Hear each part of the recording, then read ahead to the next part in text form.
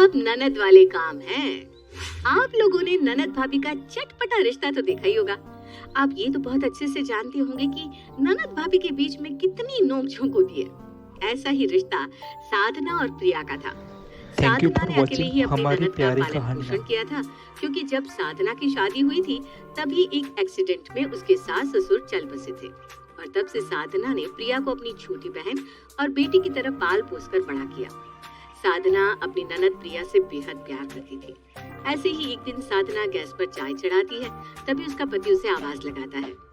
साधना, साधना, मेरा वॉलेट किधर रखा है? कितनी देर से ढूंढ रहा हूँ, अब तक नहीं मिला। वहीं रखा होगा मोहित जी, आप देखिए तो। अरे यार, नहीं मिल रहा। एक बार तुम यहाँ आकर देख लो ना। तुम ढूंढ दोगी तो कुछ हो जाएगा।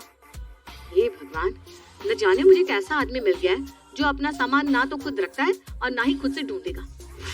इतना बोलकर साधना बाहर हॉल में बैठी प्रिया के पास जाती है और उसे कहती है, प्रिया, मैंने चाय रखी है, जाओ तुम चाय देख लो।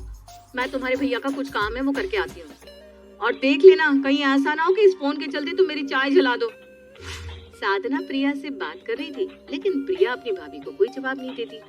ये देखकर साधना अपनी ननद को हिलाते हुए एक बार फिर कहती है, प्रिया, तुम सुन रही हो ना मैं क्या कह रही हूँ?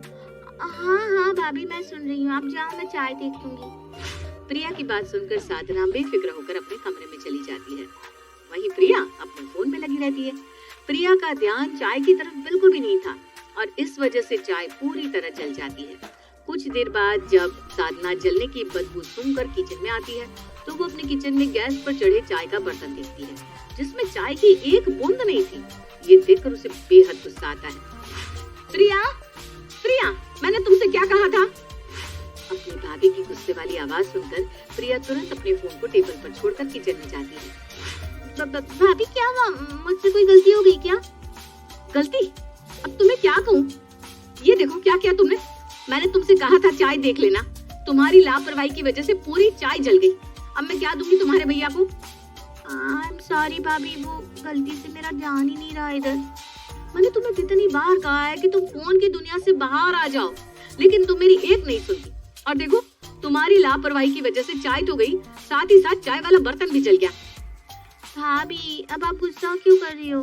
गुस्सा करने से सब ठीक थोड़ी ना हो जाएगा। प्रिया की इतनी मासूमियत भरी बातें सुनकर साधना का गुस्सा 2 मिनट में छूमंतर हो जाता है और साधना प्रिया को वहाँ से भेज देती है और खुद दूसरे बर्तन में मोहित के लिए चाय बनाकर उसे दे देती है। समय यूं ही गुजरता है और गुजरते समय के साथ प्रिया और साधना के बीच इसी तरह नोक-झोंक होती रहती। ऐसे ही एक दिन साधना के सर में थोड़ा सा दर्द था, तभी प्रिया वहाँ आती है। भाभी, बहुत जोर से भूख लग रही है, आज आपने क्या बनाया है? दिन का कुछ रखा है क्या खाने के लिए? नहीं प्रिया, सब खत्म हो चुका है, साथ ही ना सब्जियां भी खत्म है। मेरे सर में बहुत तेज दर्द हो रहा है, इसलिए आज मैं मार्केट तो नहीं जा पाऊंगी। एक काम करो ना, तुम ही मार्केट जाकर कुछ सब्जियां ले आओ। लेकिन भाभी, मुझे सब्जियां खरीदनी कहाँ आती है? कहीं ऐसा ना हो कि मैं खराब सब्जियां लेकर आ जाऊं। अरे मुझे पता है प्रिया, तुम खराब सब्जी लेकर नहीं आओगी। जाओ ना प्लीज, लेकर आओ ना, मेरे सर में बहुत दर्द हो रहा है। ठीक है, मैं ले आऊंगी। अब आप ना इतना मुझे प्लीज प्लीज मत कहो, मुझे अच्छा नहीं लगता। आप मुझे इतनी रिक्वेस्ट क्यों कर रही हैं? प्रिया साधना की बात मान जाती है और मार्केट चली जाती है सब्जी लेने। वहीं साधना अपने घर में अपने सर पर कपड़ा बांधकर रेस्ट करने लगती है। कुछ घंटे बाद प्रिया अपने हाथ में ढेर सारा सामान लेकर आती है। भाभी, मैं आ गई फ्रूट्स लेकर। प्रिया के मुंह से फ्रूट्स का नाम सुनते ही साधना एकदम से उठकर बैठ जाती है। फ्रूट्स? तुम फ्रूट्स लेकर आई? हाँ भाभी, आप ही ने तो कहा था फ्रूट्स लेकर आने के लिए। आपके सर में दर्द हो रहा है, आप खाओगे तो आपको अच्छा लगेगा, इसलिए मैं लेकर आ गई।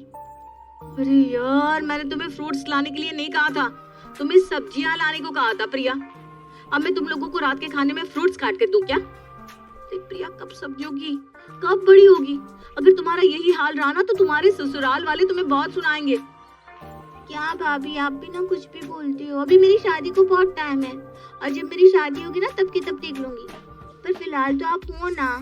मैं कुछ भी गलती करती हूँ तो आप संभाल लेते हो। अगर इन फ्यूचर गलती मेरे से हो गई ससुराल में तो भी मैं आपको फोन कर दूंगी, आप मुझे समझा देना। प्रिया की ऐसी बातें सुनकर एक बार फिर साधना पिघल जाती है और मुस्कुराते हुए उसे गले लगा लेती है। तुम्हारी बातों से ना मैं पिघल जाती हूँ, पर इसका मतलब ये नहीं कि हर बार तुम गलतियाँ करोगी। आखिरी बार तुम्हें माफ कर रही हूँ, इसके बाद कोई गलती मत करना, समझी? ठीक है भाभी, मैं आगे से कोई गलती नहीं करूंगी। लेकिन अब हम सब्जी का क्या करें? सब्जियां तो है ही नहीं घर में, खाना कैसे बनाएंगे हम? तुम उसकी चिंता मत करो, तुम्हारे भैया है ना, तुम्हारे भैया को फोन करके मैं उनसे सब्जियां मंगवा लूंगी, या फिर आज हम बाहर का ही खाना खा लेंगे। पर अगर भैया को पता चल गया कि मैंने इतनी बड़ी गलती की है तो मुझ पर बहुत गुस्सा करेंगे ना। अरे प्रिया, मेरी प्यारी ननद, मेरी छोटी बहन, तुम्हारी भाभी है ना, सब संभालूंगी मैं, फिकर नॉट। इतना बोलकर साधना मोहित को फोन करती है और उसे सब्जियां लाने को कह देती है। शाम को जब मोहित घर आता है तो प्रिया अपने भाई मोहित से कहती है, भैया आज घर का खाने का मन नहीं कर रहा, क्यों ना हम बाहर ही खा लें? नहीं प्रिया, बाहर का नहीं, वैसे भी तुम बहुत जल्दी बीमार पड़ जाती हो, इसलिए तुम्हें बाहर की चीजें नहीं खानी चाहिए। अरे मंगवा लीजिए ना मोहित जी, मेरा भी बहुत मन कर रहा है, और वैसे भी कभी कभार बाहर का खाने में कोई बीमार नहीं पड़ता। और मेरी ननद अब ठीक हो चुकी है, वो बीमार नहीं पड़ती क्योंकि अब वो बड़ी हो चुकी है। अच्छा, तो ये तुम दोनों की मिली भगत है।